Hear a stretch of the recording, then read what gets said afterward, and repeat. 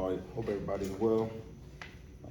One thing I'd like to mention is I've just got some news today from the USA World Report that Temple University made the top 100 as a institution, which is big time.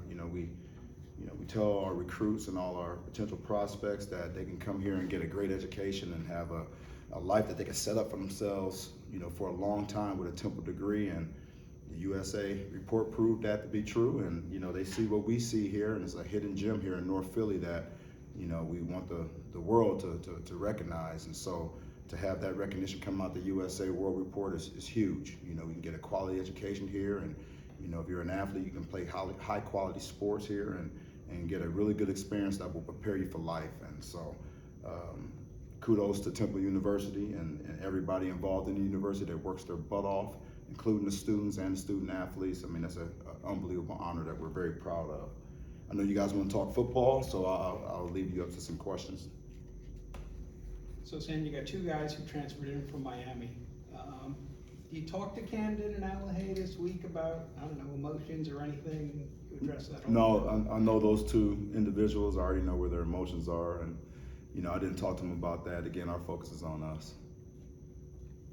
After seeing the tape, what did Joquez do that separated him from the pack in his position group right now? He just made plays.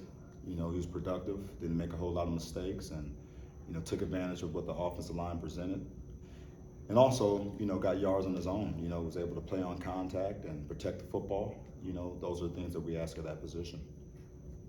Stan, have you seen Victor evolve as a leader as the season's kind of progressed? Yeah, he's just very vocal. On the field, he's the one common force for that whole offensive line. He keeps the communication intact, making sure that we don't make mistakes, pre-snap, things of that sort. And he's a guy who's also playing through his own adversities, right? Just being beat up a little bit here and there, and a guy who can recover from his mistakes both mentally and physically. He's a great example for that room that way. Stan, I think lost in Saturday was EJ's performance and how steady he was. How important was that for EJ's confidence in the offense as a whole, especially going into the Miami game? Yeah, anytime that we have things clicking, for him, and he feels protected, and you get the run game, taking the pressure off of him, having to make so many plays on his own, promotes confidence. But I never thought at any given point that he lost confidence. When things weren't not going so well for him. He's a steady Eddie, and pretty much handles adversity the same way every day. So I never felt that there was a lack of confidence, but it's always good when you can take the pressure off of him in the run game, and him feel protected and trust the line up front, and receivers making plays downfield. It's got to be good for any quarterback in that respect. Stan, it seems like, right, maybe outside of a couple of MAs in that first game, that your corners, your D-backs have really been executing well for 3 weeks. Are you eager to see them, they're going to write this next sort of level of test in what Van Dyke has and the receivers they got? Oh yeah, so you're going against a very talented group. They bring speed and good route running ability. They do a phenomenal job with their scheme. The quarterback's the real deal. He can get them the football on time, and it's going to be a matter of just staying disciplined with their eyes and believing in themselves. And I think that those guys are a strong unit. That they do what they're capable of doing. It should be a good competition out there on the perimeter. Are they pretty looking similar to what Houston did last year, or? Well, they're playing into their strengths. I mean, they definitely have a big time quarterback. He's big. They have they're big up front. They protect him well. He throws the ball with timing.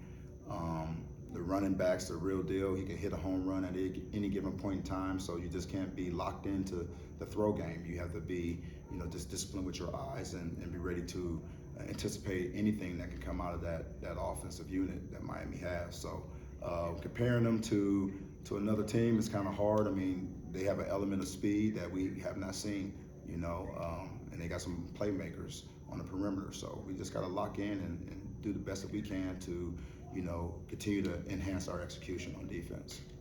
For Miami defensively, what challenges did they give your offense this week? Very physical secondary, big and fast, probably the most physical secondary that we've seen. Safeties come downhill, support the run like linebackers, and they can cover. You know, a lot of speed that way. As you should know, I mean, defensive ends are the real deal. They got a lot of speed out there, a lot of good size.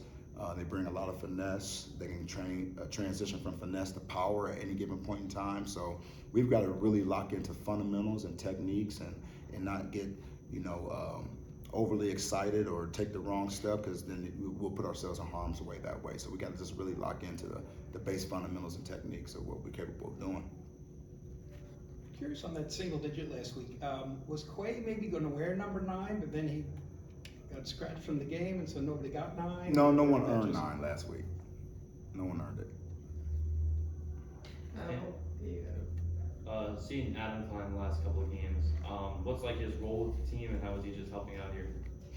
Well, he's one of our you know, our student assistants, you know, and you know, just to have a former single digit in the building, obviously, you know, the guys gravitate to him. He was the captain of the football team and a single digit in the offensive line room, so he's a safe haven, you know, for when things are going a little sideways. He's a common force for those guys to talk to all the time, and he's still a real competitor. You know, most of our coaches are, and he's still, you know, fresh out of playing, so he's got a competitive edge to him that I think that our guys can learn from.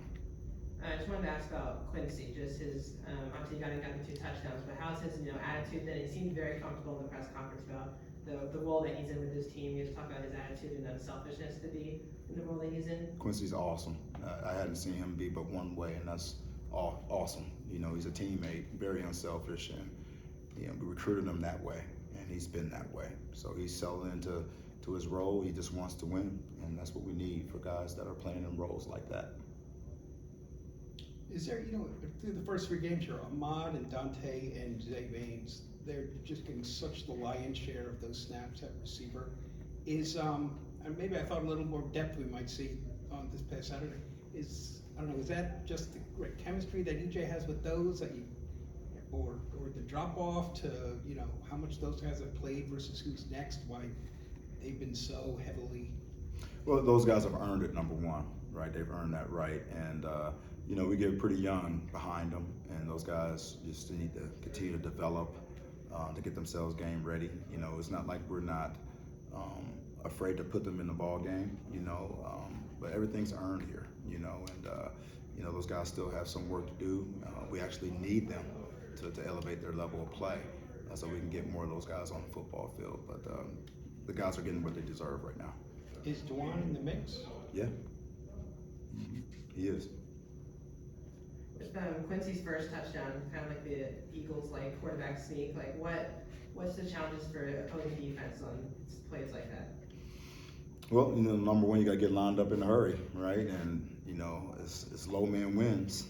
You know, and when you got, you know, 900,000 pounds coming at you, it is pretty tough to stop if you can't get underneath people. You know, and then you got a 240-pound quarterback that can push the pile, and you got a little peep squeak, little running backs back there pushing on your tush. You know, it is a tough play to stop. I'm not gonna lie to you, we stole it right from the Eagle playbook. You know, I'm sitting there looking at this play for the last 2 years, like the success rate is ridiculous. You know, so I'll be a fool not to at least give it a shot. You know, so we gave it a shot and it worked, and we'll keep it in the game plan, use it when it's ready. You mentioned wanting to get Corey and DJ reps on the inside at linebacker. Can you tell us a little bit what the film, you know, what their film said to you? Yeah, they made some mistakes, but they also made some plays. You know, sit there and one thing I do know between those 2 guys is they're not gonna loaf. They're gonna give you great effort. They're gonna hustle around. You know, all of our guys make mistakes from here, you know, from time to time, and they made their fair share. But it's great to get those guys those game reps so that they can just settle in and start to get a great feel for the system and what's being asked of them within the system, and to be able to put that on film and actually have that confirmed on the game, and you know, it's motivation for those guys. You know, so they built some confidence off of last game, and we're going to need them. I mean, we're going to need all those guys as we start to approach conference play.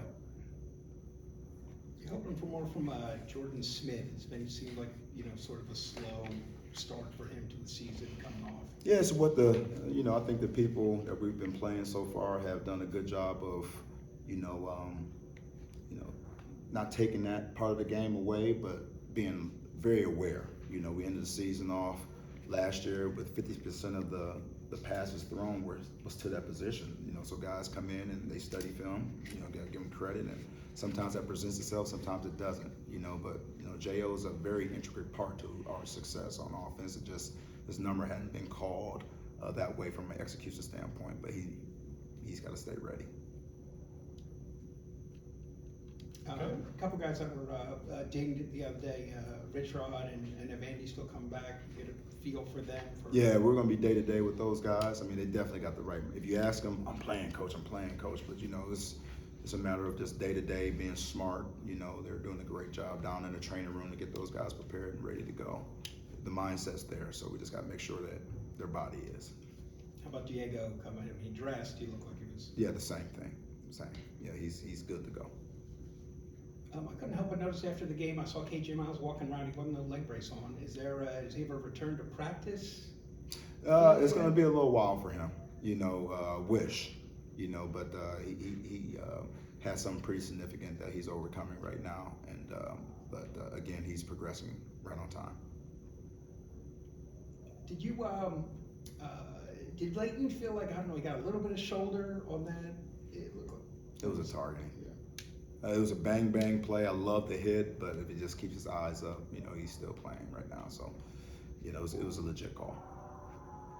You talked a little bit a couple weeks ago about needing Demeric on the team, like around the guys in the D-line group, especially with them being so thin. Has he returned to the team in some capacity? Oh, Just yeah, he to be never that left the presence? team. Yeah, you know, they need him, we need him, and he needs us. You know, I mean, a guy who worked his butt off in the offseason to get himself ready to play this year, to have that setback is something that was devastating for him. You know, he had to, and he needs his brotherhood, and he needs his coaches to help him pull through that. And a lot of his therapy is motivating others. You know, that's how he kind of forgets what's going on in his life, and you know, he starts serving his teammates. That's therapy for him. So yeah, he's absolutely important, and you know, we need him around the building every day, and he is. I wanted to ask about Jalen McMurray, because it seems like early season, a lot of teams are just trying not to throw in his direction so far to start the season. Can you just talk about what you're seeing from him on the field here so far this year? Yeah, just that. You know, he's always in position to make a play. You know, he's salty around the ball when the ball is in the air, and you know, he's just a gritty football player that plays with a passion. I mean, we've added more on his play, playing a nickel position from time to time, and you know, he's been pretty sticky in that respect too. So, you know, he's just a football player, you know, and we just try to put him in position to have success. Is there any particular unit that you want to see step up this week against Miami and the scheme that they bring that you were talking about? The D-line's got to play their butts off this week. They got to play their butts off, no doubt. Do you, out of curiosity, do you have a number 3 quarterback? Should something happen right now? It's still a competition. And you got Brock and you got Keller that are working their butts off. They had a really good day today. You know, I definitely saw them take a step in the right direction in practice today. I was excited about that. You know, Tyler's another one that, you know, took a step in the right direction. So it really is a competition amongst those 3 guys. I mean, at any given point in time, I'm expecting the light to come on, and it won't be a surprise. I mean, you can see the potential, you know, but you can't win off of potential. You know, we got to get these guys executing. Okay. All right. Thanks, Coach.